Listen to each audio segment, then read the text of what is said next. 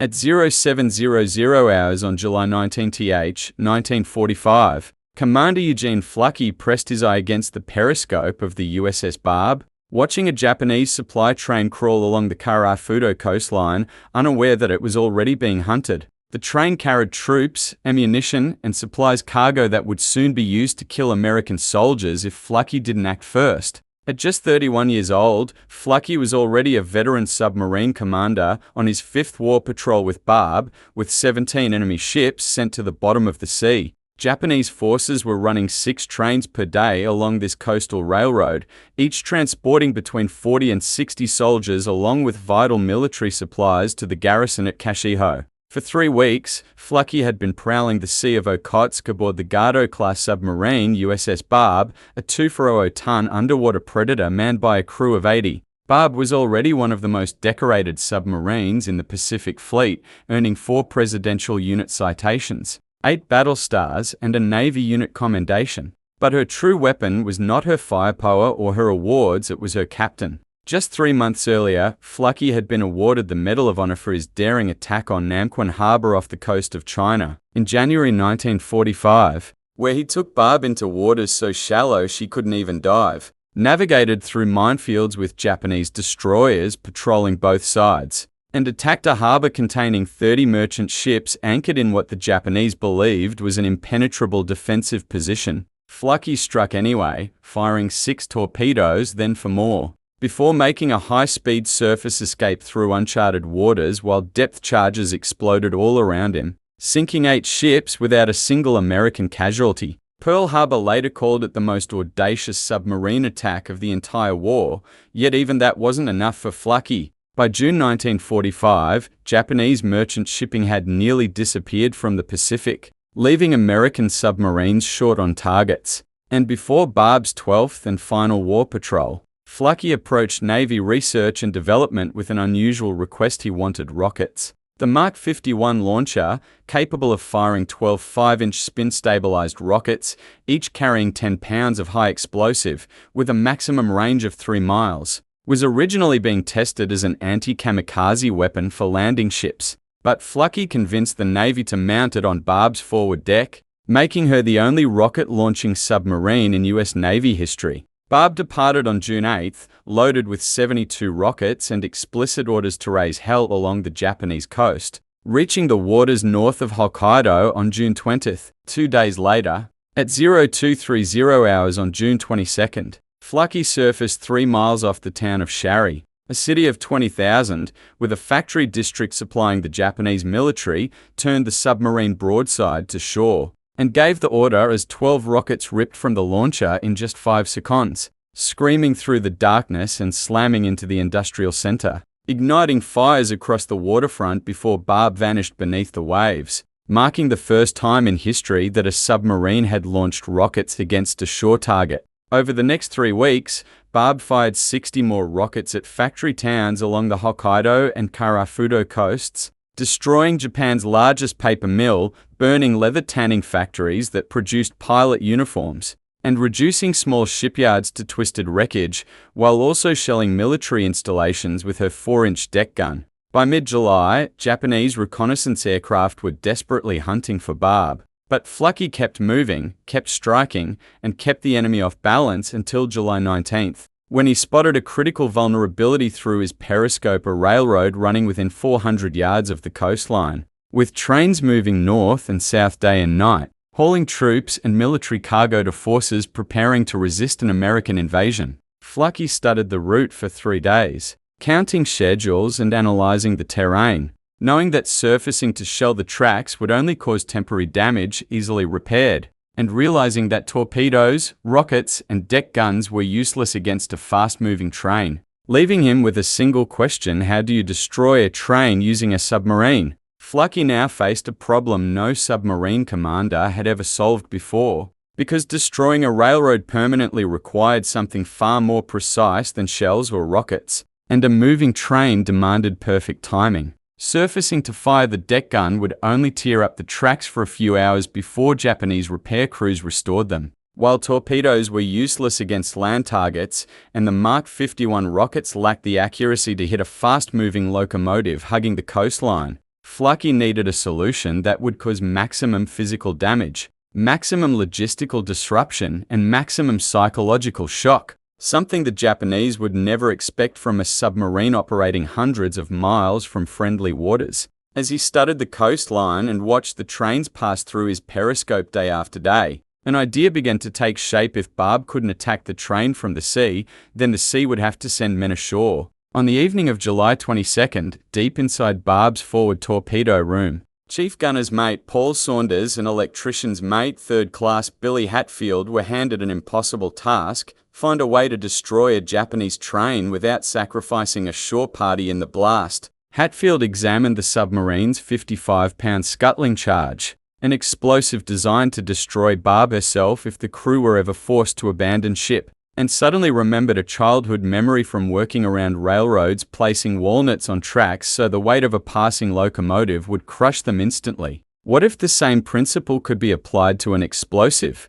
What if the train itself triggered its own destruction? Working in near silence, Hatfield and Saunders improvised a pressure-activated detonator using salvaged submarine components, wiring a simple micro-switch to 3 dry cell batteries and attaching it to the scuttling charge, then sealing the entire assembly inside an empty pickle jar to waterproof it against sand and surf. When Flucky inspected the device, he immediately understood its deadly elegance. The charge would be buried beneath the rails, and when the weight of a locomotive depressed the tracks by even a quarter inch, the circuit would close, detonating the explosive directly beneath the boiler. Hatfield calculated the blast would instantly destroy the locomotive, obliterate the first several cars, and derail everything behind them, turning a single train into twisted wreckage and blocking the rail line for weeks. The engineering was sound, but the mission itself bordered on suicidal, because Barb would have to surface less than 1,000 yards from the Japanese coastline in shallow water,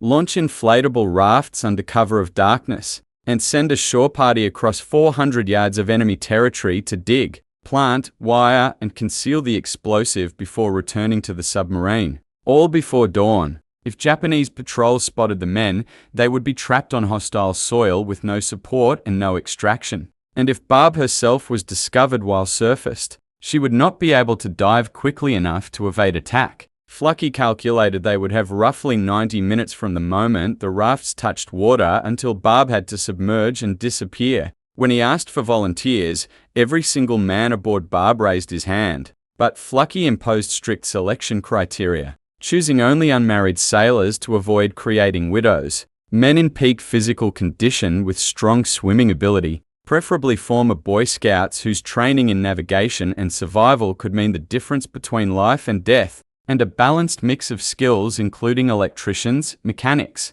and experienced deckhands capable of handling rafts in total darkness. 8 men were selected, with Paul Saunders leading the shore party, joined by Billy Hatfield to handle the explosive, signalman, 2nd Class Francis Sever, ship's cook 1st Class Lawrence Newland, torpedoman's mate 3rd Class Edward Klingensmith, motor machinist's mate 2nd Class James Richard, motor machinist's mate 1st Class John Marcus, and Lieutenant William Walker as officer in charge. Preparations began immediately as Barb's engineers cut steel plates from the engine room flats and bent them into improvised picks and shovels, knowing the charge and batteries would need to be buried at least 6 inches beneath the railroad ties to function correctly. The men packed emergency rations and survival gear in case they were forced to flee north towards Soviet territory on Sakhalin Island, a desperate 130-mile escape route through rugged mountains, and even carried raw steaks, after intelligence reports warned that Japanese patrols used guard dogs along the coastal railroad,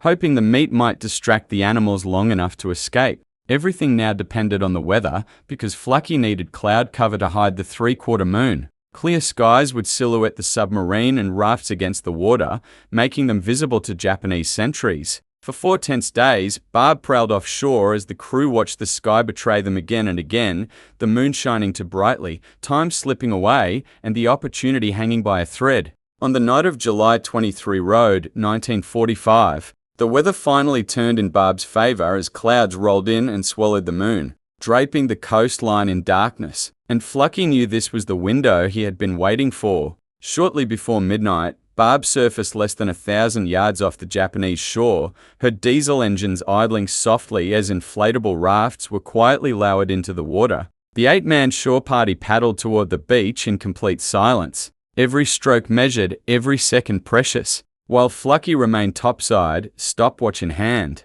fully aware that once the men disappeared into the darkness, there was nothing he could do to help them. The rafts touched shore without incident, and the men dragged them beyond the surf line, camouflaging them among rocks and brush before moving inland toward the railroad tracks that ran parallel to the coast. Using their improvised steel tools, they worked with frantic precision, digging beneath the TIs and rails while constantly listening for approaching patrols. Their hearts pounding loud enough to feel like gunfire in the still night air, Hatfield carefully wired the pressure switch and batteries, lowering the 55-pound scuttling charge into position beneath the tracks, then burying the entire assembly beneath sand, gravel, and timber, until there was no visible sign that anything had been disturbed. Every movement was calculated because a single mistake, a loose wire, a misaligned switch, a footprint left behind could doom them all. Once the device was armed, the men retreated to a concealed position overlooking the tracks and waited, knowing that at any moment a train could appear, and if it came too soon, they might not have time to escape. Minutes stretched into an eternity as the sound of insects filled the air. Then, faintly at first, they heard the distant rumble of steel wheels on rails, growing louder with each passing second. A Japanese supply train emerged from the darkness, its locomotive chugging steadily forward, completely unaware that death lay hidden beneath its path. As the engine rolled over the buried charge, the weight of the locomotive depressed the rails just enough to close the circuit, and in an instant, the night exploded. A massive blast tore upward through the boiler, ripping the locomotive apart in a fireball that lit up the coastline like daylight, hurling twisted steel and rail cars into the air as the first several cars disintegrated and everything behind them derailed in a violent chain reaction. The explosion was so powerful it could be seen miles away, and for a split second, the shore party stood frozen,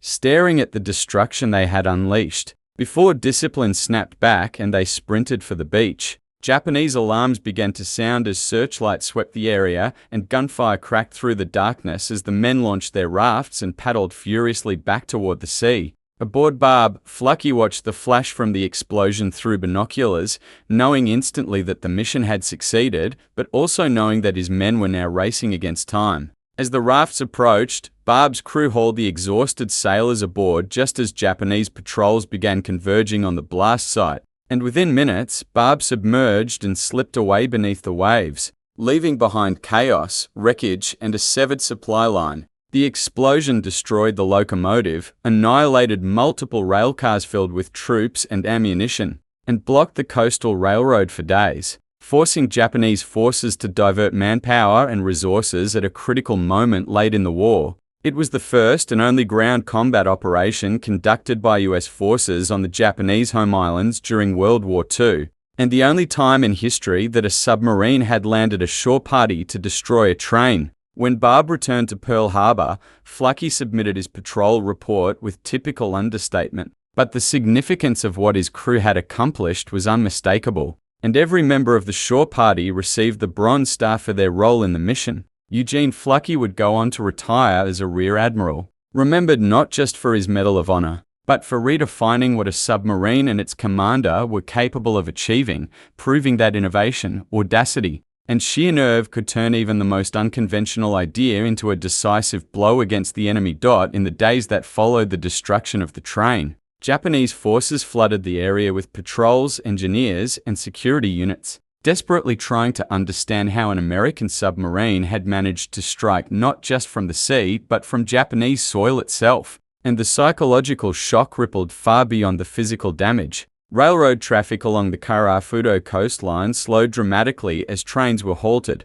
rerouted, or forced to move under heavy guard, draining manpower at a moment when Japan could least afford it, while commanders began suspecting coastal infiltration wherever sabotage occurred. Aboard USS Barb, the crew absorbed what they had done with quiet pride rather than celebration, fully aware that their mission represented something unprecedented in naval warfare. When Barb finally returned to Pearl Harbor after her 12th war patrol, intelligence officers and senior commanders examined Flucky's patrol report in detail. recognizing that the combination of rockets, shore bombardment, and a landed sabotage team had rewritten the rules of what a submarine could accomplish. Each member of the shore party was awarded the Bronze Star not for a single act of bravery, but for executing a mission that demanded flawless coordination, discipline, and nerve under conditions where capture meant certain death. The USS Barb herself added yet another distinction to an already legendary combat record, finishing the war as one of the most successful American submarines of World War II, credited with sinking or damaging dozens of enemy vessels and conducting operations no other submarine had ever attempted. Eugene Fluckey, already a Medal of Honor recipient, emerged from the war with a reputation not merely as a fearless commander, but as an innovator who understood that victory did not always belong to the side with the biggest weapons, but to the one willing to think differently. His actions aboard Barb became case studies in U.S. Navy training circles, illustrating how initiative, calculated risk, and unconventional tactics could achieve strategic results far beyond what traditional doctrine allowed. Just weeks after the train sabotage, the war itself would come to an end following the atomic bombings of Hiroshima and Nagasaki, but the legacy of Barb's final patrol endured, standing as a reminder that even in the closing days of the largest conflict in human history, small groups of determined men could still shape events in extraordinary ways.